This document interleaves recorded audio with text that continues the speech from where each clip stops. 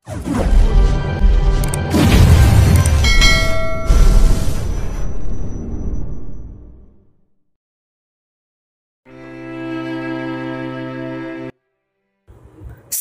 POV. Naging maayos naman ang mga sumunod na araw ko sa ospital. Over-fatigue daw ako na naging dahilan kaya muntik nang nalagay sa alanganin ng baby na nasa sinapupunan ko. Sa buong araw nakasama ko sila mommy at daddy sa loob ng private room ng hospital. Wala man lang ako narinig sa kanila na kahit na ano mula sa kanila. Wala ding panunumbat or ano paman kahit na nalaman nila ang pagdadalang tao ko. Parang normal pa din ang lahat-lahat sa kanila na siyang dahilan kaya lalo akong nakaramdam ng guilt sa aking puso. Todo alaga sa akin si Mommy Bridget. Halos ayaw niya umalis sa tabi ko kaya naman nung kaming dalawa na lang ang naiwan sa loob ng kwarto, ako na mismo nagbukas sa topic tungkol sa pagdadalang tao ko. Mommy, wala po ba kayong balak na magtanong tungkol sa pagdadalang tao ko? Mahina kong tanong sa kanya. Iba yung lakas ng loob ang inipon ko sa puso ko para i-open up sa kanya ang kalagayan ko ngayon. Napansin kong natigilan si Mommy at blankong ekspresyon ng mukha na tinitigan ako. Anak, may dapat ba kaming malaman? May gusto ka bang ikwento sa amin? Sinabi ko na sa'yo noon pa man na handa ako makinig sa'yo. Hindi kami nagtatanong tungkol sa kalagayan mo dahil ayaw namin na lalo kang ma-stress. Seryoso niyang sagot sa akin. Muli ko naramdaman ng nagbabadyang luha na gusto na namang lumabas sa mga mata ko. Sa totoo lang, pagod na ako sa kakaiyak pero ayaw ko kasi talagang paawat ng luha ko. Kusa na lang lumabas ang luha ko mula sa aking mga mata sa tuwing naalala ko mga nangyari sa akin at kay Damon. Hindi po ba kayo galit sa akin? Buntis ako to wala akong maiturong daddy ng magiging anak ko. Mahina akong sambit. Napansin kong saglit na natigilan si Mommy habang hindi niya inaalis ang pagkakatitig sa aking muka. Alam niya ba? Selena, ano ba talagang nangyari sa'yo? Bakit ka nagkakaganito? Mahinang tanong niya sa akin habang ramdam ko ang pait sa boses niya. I love him, Mom. Mahal na mahal ko siya. Kaya lang ayaw niya sa akin. Mahinang bigkas ko. Muli kong naramdaman ang pait sa puso ko na gusto ko nang iwaglit. Gusto ko nang kalimutan si Damon kaya lang hindi ko alam kung paano. Who? Si George ba? Mahinahon ang boses na tanong niya sa akin. Kaagad naman akong umiling. No, hindi si George. Hindi siyang tatay ng anak ko. Mahinang sagot ko sa kanya na labis nito ikinagulat. Hindi siya. Then sino? Seryosong tanong niya sa akin. Hindi ko naman pigilan na mapahikbi kasabay ng tuloy-tuloy na pagpatak ng luha sa aking mga mata. Hindi si George ang kasama ko sa mga panahong hindi ako umuwi sa atin, bigkas ko. Hindi naman nakaimik si Mommy at ilang saglit lang. Naramdaman ko ng mahigpit niyang pagyakap sa akin. Shh, tahan na. Hindi ka pwedeng umiyak ng ganyan. Nakalimutan mo na ba? Hindi ka pwedeng ma-stress dahil nakakasamayin sa baby na nasa sinapupunan mo. Saka na natin pag-usapan ng tungkol dito. Hindi ka pa ready na makwento kaya hayaan mo na muna. Bigkas nito. Alam ko. Nararamdaman ko na gusto ni Mommy na tanungin ako tungkol sa pagbubuntis ko. Pero hindi lang siya makabuelo. Kung bakit naman kasi napaka-emotional ko eh. Kung bakit naman kasi sobrang babaw ng luha sa aking mga mata. Hindi naman sana ako dating ganito. Siguro nga kapag in love ka sa taong hindi ka mahal, bigla na lang din nawawalang tapang mo at gano'n na nga ang nangyayari sa akin ngayon. Pagkatapos ng masinsinang pag-uusap namin ni Mommy, hindi na siya muling nagtanong pa. Hindi na rin nila inungkat pa sa akin kung sinong tatay ng batang nasa sinapupunan ko. Hanggang sa nakalabas ako ng hospital, wala silang ibang ginawa kundi ang alagaan ako at iparamdam sa akin kung gaano ako kahalaga. Nabigo man ako kay Damon, pero ipinaramdam naman ng mga magulang kong kahalagahan ko. Siguro dapat lang na makontento na ako. Blessed pa rin ako kung tutuusin lalo na at kasama ko na ang mga taong alam kong kahit na anong mangyari, hindi ako sasaktan. Aasa na lang ako na sa paglipas ng mga araw, makakalimutan ko rin si Damon at tuluyang maghihilom ang sugat sa puso ko hanggang sa makalabas ako ng ospital. Ramdam kong pag-aalaga at pag-unawa ng mga magulang ko at mga kapatid ko sa akin. Mahirap man ang mga pinagdadaanan ko, kahit papaano nagkaroon na rin ako ng tapang sa aking sarili na malagpasan ang lahat ng problema. Sa tuluyan kong pagbalik sa aming tahanan, walang ibang ginawa sila Mommy at Daddy kung hindi ang unawain ako. May mga pagkakataon kasi talaga na halos ayaw ko pa ring lumabas ng aking silid. Mas gusto ko magmukmok sa loob ng silid at magmuni-muni. Palagi pa rin akong umiiyak lalo na sa tuwing naiisip ko si Damon. Masasabing blessings pa rin sa buhay ko ang pagdadalang tao ko dahil kung wala sigurong baby na nasa sinapupunan ko, baka matagal na akong sumuko. Mabilis na lumipas ang 3 buwan. Unti-unti nang lumalaki ang aking tiyan. Regular naman akong dinadala ni Mommy sa aking OB-GYN at sinigurado naman ito na nasa maayos ang kalagayan ng aming mag-iina. Laking pasalamat ko dahil sa kabila ng mga gabing hindi ako makatulog, patuloy ang malakas na pagkapit ng aking anak sa aking sinapupunan. Hey, wala ka bang balak na lumabas ng lungga mo? Abat, gusto mo bang magpaka-ermitanya na lang ba dito sa silid mo? Kailangan mo ring magpa-araw sis. At namumutla ka na. Isang umaga hindi na yata nakatiis pa ang kakambal kong si Stel at talagang pinasok niya na ako dito sa aking silid. Ito rin ang unang pagkakataon na kinausap niya ako ng kaming dalawa lang. Anong kailangan mo? Walang gana kong tanong sa kanya. Anong kailangan ko? Hindi ba obvious? Gusto ko lang naman kamustahin ang kakambal ko na simula nung bumalik dito sa bahay. Tuluyan na nawala ng boses. Seryosong bigkas nito. Wala sa sariling napatitig ako kay Stel at hindi ko mapigilan na makaramdam ng inggit sa kanya nang mapansin ko na mukhang ayos na siya. Naka-move on na yata siya sa hiwalayan nilang dalawa ni Alina. Kung hindi importante ang sasabihin mo, pwede bang iwan mo na muna ako? Gusto kong magpahinga. Walang gana kong bigas at dali-daling nagtalukbong ng comforter. Tsk, alam mo, laki na talaga ng pinagbago mo. Parang gusto ko na tuloy mag-hire ng investigator para ipaimbestigahan ang mga nangyari sa'yo sa ilang buwan na pagbigla ka na lang nawala. Seryosong bigkas niya na labis kong kinagulat. Mula sa pagkakahiga sa kama, wala sa sariling mabilis akong napabangon at seryosong humarap sa kanya. Don't dare. Yan ang wag na wag mong gagawin. Seryoso kong sagot sa kanya. Tss, bigyan mo ako ng dahilan para hindi ko gawin yun. Sa akala mo ba, natutuwa kami sa mga pinagagawa mo ngayon? Selena, look at yourself. Nakikita mo pa ba ang sarili mo sa harap ng salamin? Ang laki na pinagbago mo. Minsan naiisip namin na isa ka lang na impostor dahil hindi na namin nakikita sa iyong dating ikaw. Seryosong bigkas niya. Hindi ko naman mapigilan na mapairap sa kanya dahil sa sinabi niya. Talagang totoo din naman kasi ang sinasabi niya ngayon. Sa sobrang laki na ipinagbago ko, kahit ako parang hindi ko na rin kilala ang sarili ko eh. Nagyaya si Althea sa mall. Sumama ka sa amin para malibang ka naman. At saka kailangan mo ring bumili ng pang maternity dress. Look at yourself. Lumalaki ang tiyan mo at hindi naman pwedeng body fit ang isusuot mo. Dahil baka mapagkamalan kang nakalunok ng pakwan. Muling bigkas niya, hindi ko naman mapigilan ang pandilatan siya ng mga mata ko. Ang lakas makapanglait ng gago kong kakambal. Pati ang paglaki ng tiyan ko, napapansin niya pa? Heist, sa bagay, tama nga naman siya. Hirap na nga ako makahanap ng damit sa loob ng closet kung nakakasya sa akin. Lumulobo ng tiyan ko at ayaw ko namang magising isang umaga na wala na akong maisusot na damit. Siguro ito na rin ang tamang pagkakataon na lumabas ng lungga ko para makapamili ng mga kailangan ko. Sa next schedule ko sa aking OB-GYN, aalamin na namin ang gender ng baby na nasa sinapupunan ko at kahit papaano, hindi ko rin naman mapigilan na makaramdam ng excitement. Siguro ito na ang tamang pagkakataon para ayusin ko ng buhay ko. Hindi naman pwedeng habang buhay ako magmumukmok sa silid na to. Kailangan kong harapin ang kung anong meron ako ngayon para sa maayos na panganganak at para sa baby ko. Tama na sigurong kakaiyak. Kahit naman magmukmuk ako ng magmukmuk, hindi na mababago pang katotohanan na hindi pwedeng maging kami ni Damon. Wala nang pag-asa ang lahat-lahat sa pagitan naming dalawa dahil sa umpisa pa lang, alam na alam ko na kung ano lang ang kailangan niya sa akin at nakuha niya na yon. Ano, mag-ready ka na ha? Manghiram ka na lang muna kay mommy ng damit na pwede mong maisuot. Baka kasi mag-crop top ka pa eh. Ang sagwa na sa'yo ng mga ganong kasuotan.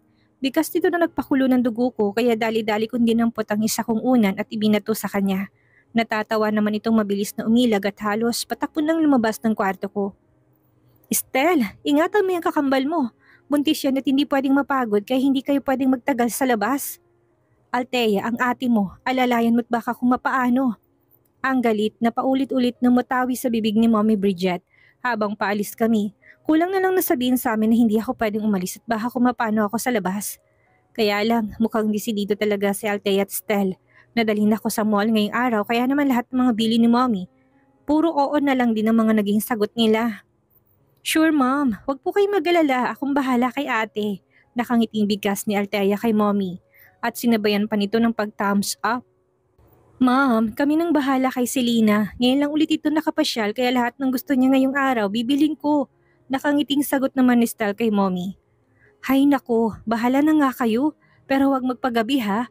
Ang vitamins niya na nakaschedule na inumin niya mamayang before lunch. Huwag niyong kalimutang ibigay sa kanya. Ayaw pa rin paawat ni mommy kaya naman mabilis na akong hinawakan ni Stel sa braso at iginiya patungo sa sasakyan. Wala nang nagawa si mommy kung hindi ang sundan na lang kami ng tingin. Pagkasakay namin ng kotse, mabilis na rin kaming bumiyahe. Sa paboritong mall ko na paborito kong pagsyapingan noong dinala ni Stella at pagdating namin sa naturang mall, ibinaba niya lang kaming dalawa ni Althea sa entrance. Nang nasabing mall at tinintay na lang daw namin siya sa loob. Mabilis na kaming pumasok ni Althea sa loob ng mall. Maluwang na blouse ang suot ko ngayon at halata na talagang umbok ng aking tiyan. In short, sobrang halata na ng pagbubuntis ko. Kaya naman pagkapasok namin sa loob ng mall, kaagad kong niyaya si Althea patungo sa isang maternity shop at ititext na lang namin si Stel kung nasaan kami. Para naman hindi sayang ang oras. Althea, palagay mo hindi ba masagwa ang suot ko? I mean, kay mommy ang damit na to at feeling ko hindi ako sanay. Bigas ko habang dahan-dahan kaming naglalakad. Patungo sa nasabing shop. Hindi kasi talaga ako sanay na magsuot ng mga maluluwag na damit. Nasanay kasi ako sa mga sexing damit noon. Naku ate, bagay na bagay sa'yo. Siguro kung palagi ka lang ngingiti, ikaw na yata ang pinakamagandang buntis na nakita ko sa tanang buhay ko. Nakangiting bigkas nito. Hindi ko naman mapigilan ng mapaismid. Talagang inutupa ako eh. Walang halong biro. Kapatid mo ko't natural sa akin ka talaga kakampi. Nakaismid ko sagot sa kanya.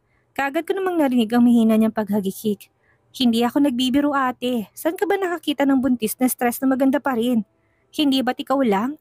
Nakangiting sagot niya sa akin. Hay nako, mas malala ka pa kay Stel. Halika na nga, bilisan na natin para makarami ako ngayon. Kunwaring seryoso kong bigkas, pero ang totoo, natutuwa ako sa sinasabi niya. Oo, sa unang 3 buwan ng pagbubuntis ko, grabe ang morning sickness na naranasan ko noon. Pero hindi naman ako nagkaroon ng problema physically. I mean, unlike sa ibang mga nagdadalang tao, tinatagihawat daw or hindi kaya nangingitim ang kanilang kilikili. Pero yung sa akin ay normal lang naman.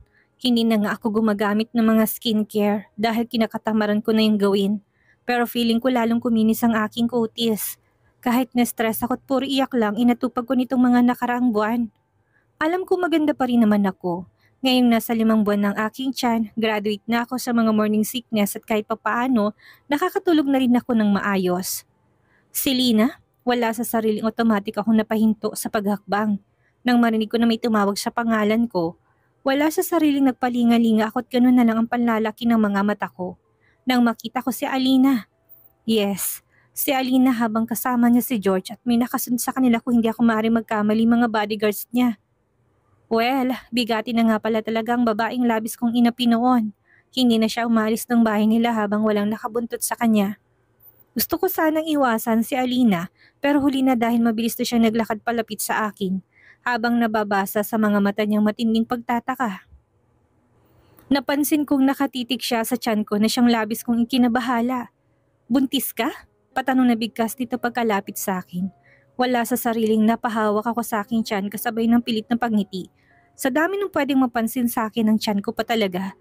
Bigkas ko't wala sa sariling mahigpit ako napahawak sa braso ng kapatid kong si Althea. Sa totoo lang, hindi pa ako ready na muling makaharap si Alina.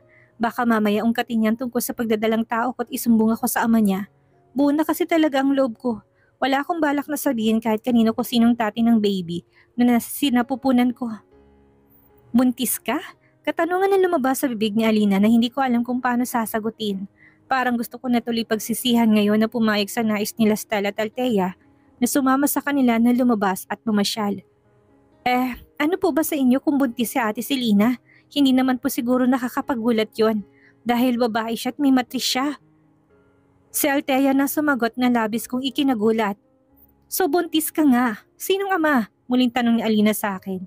Kitang-kita sa mga mata niyang pagiging interesado sa pagdadalang tao ko At pati ang pagsabat ng kapatid kong Celta ay hindi niya pinatulan. Yes, buntis ako't hindi naman siguro required na sagutin kung tanong mo, hindi ba? Sa naalala ko, tuluyan mo ng tinalikuran ng pamilya namin, kaya naman wala na sigurong dahilan para malaman mo kung anong kalagayan ko ngayon. Seryosong sagot ko sa kanya. Napasulyap ako kay George na tahimik lang nakatayo sa likod ni Alina. Pero kitang-kita sa mukha nitong guilt. Hindi rin siya makatingin ng diretso sa akin. Si Dad ba? Anak ba ni Dad ang baby na nasa sinapupunan mo? Ayaw pa rin paawat na tanong ni Alina. Kaya naman pag ako natawa, hindi ko akalaing mangangulit siya ngayon sa isang bagay na ayaw ko na sanang pag-usapan pa. No, hindi siya tula kung balak na sabihin kahit kanino ko sino. Mahina akong sambit sabay hawak na mahigpit sa braso ni Althea at nagumpisa ng humakbang. Gusto ko nang tapusin ang pag-uusap naming dalawa ni Alina dahil pakaramdam ko, gusto ko namang kumawala ang luha mula sa aking mga mata. Akala ko talaga nag-e-enjoy ako sa mall na to, pero mukhang nagkakamali ako. Parang gusto ko na lang ituloy umuwi. Hindi pa ako reading makita ang mga taong naging dahilan ng pagdurusa ko ngayon. Kung hindi si Dad, sino? Wala ka namang ibang naging boyfriend kung hindi si George lang, hindi ba? Muling tanong ni Alina. Ayaw niya pa rin akong tantanan, kaya naman muli ako napahinto sa paghakbang at hinarap siya. Yes! Malabo talagang si George dahil nihalik nga sa lips, hindi niya nagawa sa akin nun eh. Nainis ko ng sagot sa kanya, sabay pukol ng masamang tingin kay George. Kung alam ko lang na kaya niya pala ako pinagkanulo ng araw na yon, hindi na sana ako sumama sa kanya ng araw na yon. Hindi sana ako nasasaktan ng ganito ngayon. Hindi sana muling nagkrus ang landas namin ni Damon at hindi sana ako nahulog sa kanya. Kaya lang, tapos na yun. Nangyari nang hindi dapat mangyari at kahit papano isang malaking blessing. Ang pagdadalang tao ko kaya wala namang dahilan pa para sumbatan ko si George sa mga nangyari sa akin. Ayaw ko magkimkim ng galit sa puso ko. Ayaw ko nang dagdagan pang sakit ng kaloobang nararamdaman ko ngayon sa pamamagitan ng pagtanim ng galit sa kapwa. Mas gusto ko na lang sa ngayon na tahimik na buhay, yung malayo sa stress kasama magiging anak ko. I am sorry, Selena. Narinig kong bigkas ni George gamit ang kanyang pagpapakumbabang boses.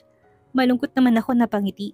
Kay tagal akong humanga sa kanya. Akala ko talaga siya ng forever ko pero nagkakamali ako. Isa pala siya sa magiging dahilan ng pagdurusa ko ngayon.